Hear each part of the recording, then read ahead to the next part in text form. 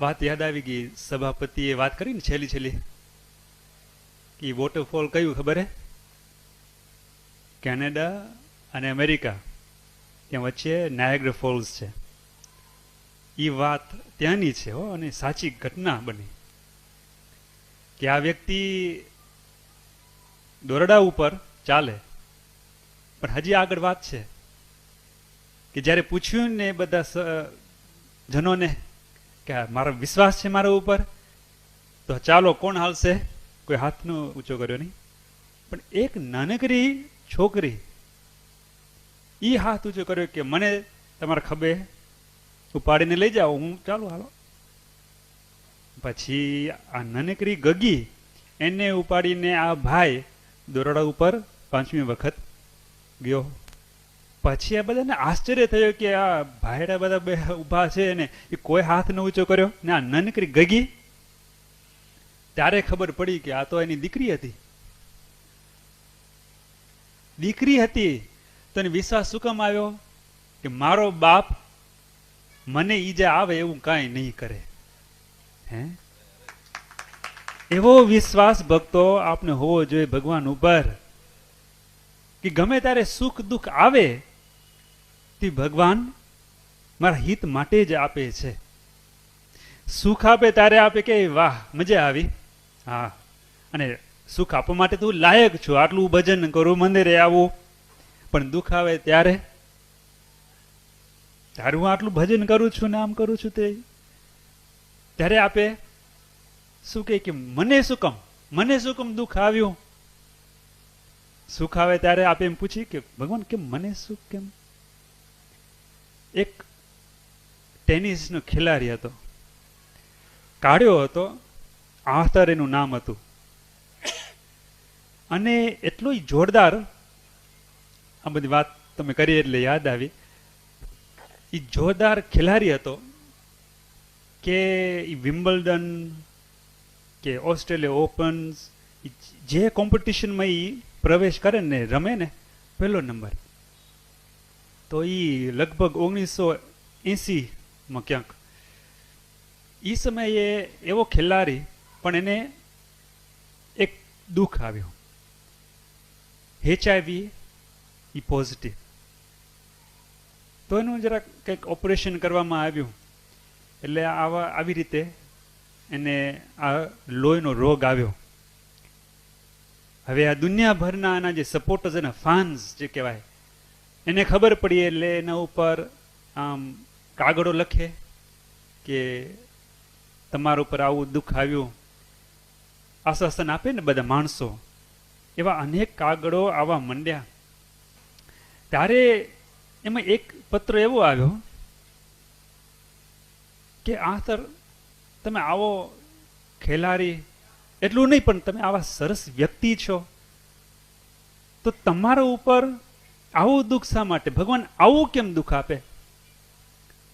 ત્યારે એ પત્રના જવાબમાં એમ લખે કે લાખો માણસો દુનિયાભરમાં બાળકો છે એ ટેનિસ રમતા શીખે, એમાં કદાચ 5 લાખ એ સારા પ્લેયર ખેલાડી બને, એમાં વળી કદાચ લાખ એ ઓસ્ટ્રેલિયા ઓપન્સમાં પહોંચી શકે, એમાં કદાચ 500 US ઓપન્સમાં પહોંચી શકે, અને 50 જે વિમ્બલ્ડન કોમ્પિટિશન આવે ને એ સર્વશ્રેષ્ઠમાં શ્રેષ્ઠ કહેવાય, એમાં કદાચ 50 જણા પહોંચે, અને એમાં પણ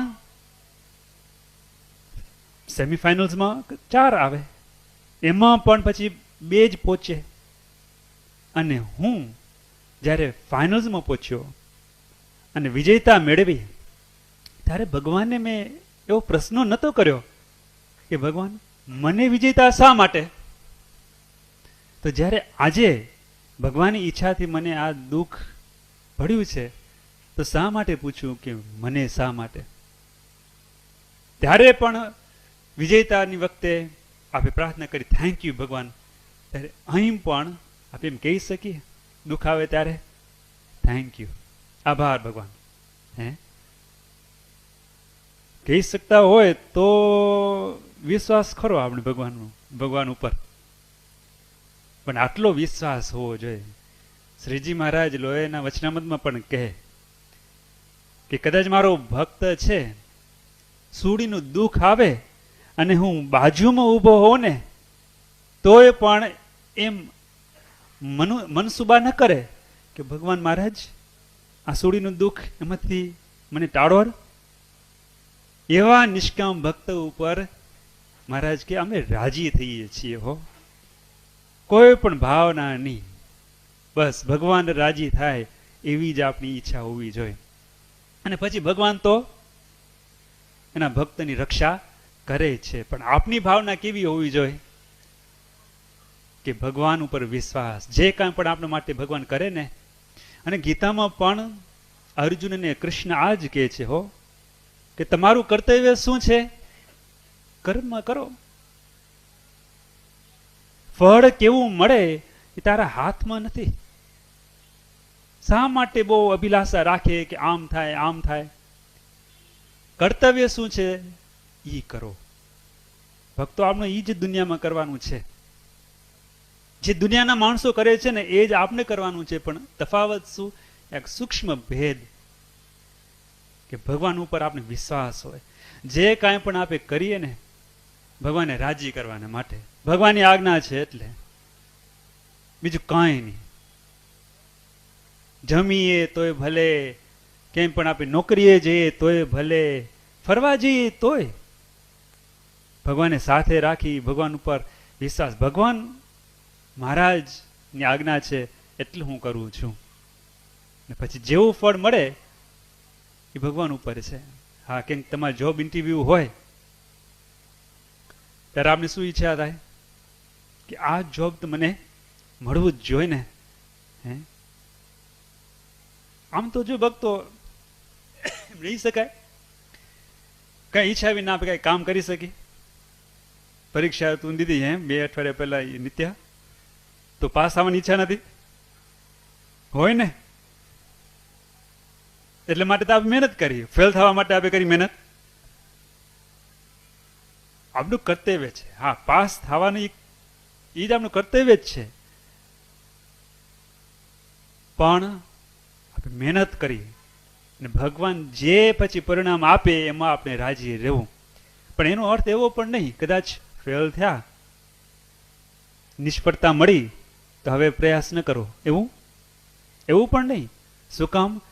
ફરી પ્રયાસ કરવો એ પણ આપણું કર્તવ્ય છે, પણ વળી ગમે એવું પરિણામ આવે, ગમે એવું રિઝલ્ટ આવે એમાં પણ રાજી રહેવું. રાજીનો અર્થ એવો નહીં ભક્તો કે હાથ ઊંચા કરીને બેસી રહેવું. રાજી રહેવાનો અર્થ એ કે એમાં આપણે ઉદાસ ન થઈ જાય, ભાંગી ન પડી, આમ જ ખપે. એનો અર્થ એ થાય આમનું કર્તવ્ય પૂરું કરવું. એનો અર્થ એ કે મહેનત તો કરવી જ, અને જે ભગવાન પરિણામ આપે ને એમાં રાજી રહેવું. બહુ સરસ ભક્તો, આ સત્સંગ વડે કરીને આપણે ભગવાન ઓળખાય. કેવા મોટા ભગવાન છે, હે, કેવા મહારાજ મોટા છે. આ સૃષ્ટિના કરતા એ પરમાત્મા કેવા મોટા છે એ આ સત્સંગ વડે કરીને સમજાય. પછી યોગ મંડળમાં આવો કે નિત્ય તમે મંદિરમાં આવો, સંતોનો સમાગમ કરો, બેસો અને તમે ઘરે શાસ્ત્ર વાંચો, એના વડે કરીને આપણે સમજાય ભક્તો કે જે ભગવાનને આપે બજીરાની કેટલા મોટા છે. જો એ મહિમા સમજાશે તો એના ઉપર વિશ્વાસ આવશે. એનો મહિમા જ ન હોય તો વિશ્વાસ આવે? હે, તમારી બાજુમાં કોઈ મોટો વ્યક્તિ બેઠો હોય, જ્યાં સુધી તમને ખબર ન હોય, એને ઓળખ્યા ન હોય, તો તમને હૃદયમાં કેફ ન હોય. પણ ખબર હોય કે આ મારી પાસે કોણ બેઠું છે, હે, આ તો પ્રાઇમ મિનિસ્ટર છે, મોટો વ્યક્તિ છે, ત્યારે આપણે કેટલું કેફ મળે કે આન ભાષે. હરિમુકુંદ સ્વામી વાત કરે ને કે એક વ્યક્તિ ચાલ્યો જતો તો જર્મનીમાં, અને સામેથી ગાડી આવી, એમાં હિટલર બેઠો હતો.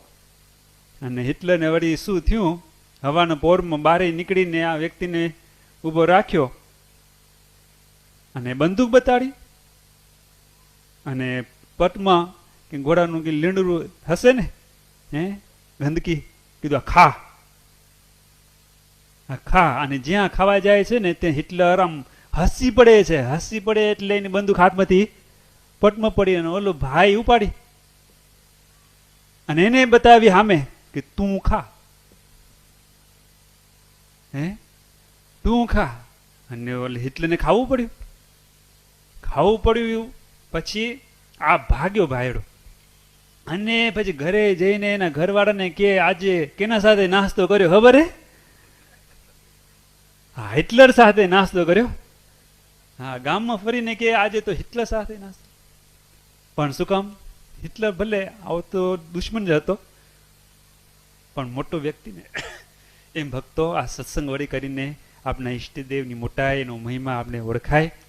એટલે આપણે જે મળ્યું છે ને બહુ અદ્ભુત વસ્તુ છે, ચિંતામણી વસ્તુ છે આ સત્સંગ, આ સંતો. તો એ આપે સાચવી અને આપણા હાથમાંથી એ છૂટી ન જાય એવા આપણે સતત પ્રયાસ કરવાનો છે અને સત્સંગમાં આનંદ રહેવાનો છે. સર્વે ભક્તોને જય શ્રી સ્વામિનારાયણ. સુખ પામી રે સખી, સુખ પામી, સુખ પામી રે સખી, સુખ પામી.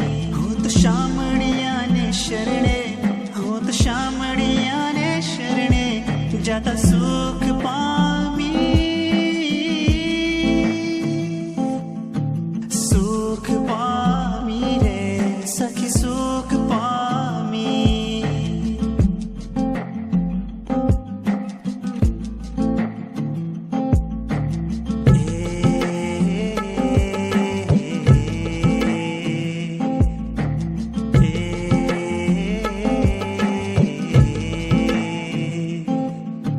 શરણાગતને પાડે સદા બહુ નામી, શરણાગતને પાડે સદા બહુ નામી. મારે હરિનો ઉપર હાથ, મારે હરિનો ઉપર હાથ, મારે હરિનો ઉપર હાથ કસી નર